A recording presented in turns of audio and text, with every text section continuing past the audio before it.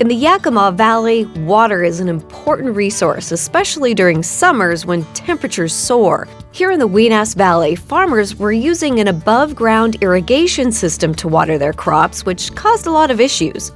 As a director for the Purdon Ditch Association, as well as for the Weenass Irrigation Board, Steve Johnson knows all too well how many problems the system caused. In the open ditch, we lost anywhere from 1 to 2 CFS worth of water, which is a significant amount of water. The ditch would be full of weeds, and it was just constant maintenance, water shutoffs. It never ended. It was all summer long. We've been at this out here for about 10 years on this specific project.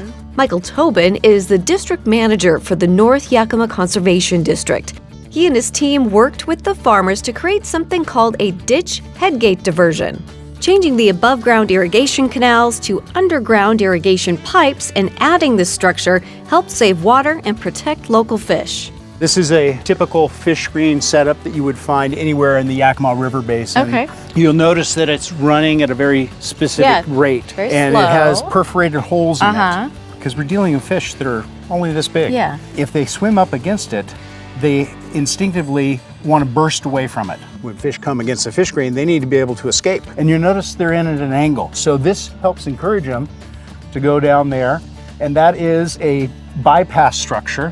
So that bypass structure is a pipe that goes underground, and way over there in the heavily vegetated area where it's nice and cool and safe, that's where we're returning fish back to the stream. Nice. The benefit is intuitive to the state of Washington. Without fish, what are we?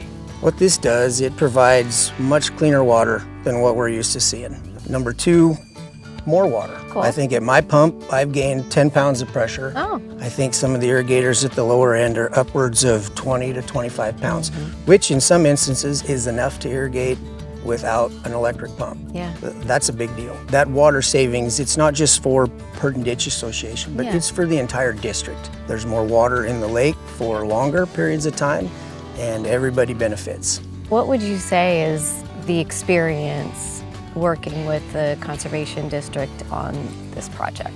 Easy. There's no other way to describe it. That is a big project that is well worth it and time well spent by the Conservation District.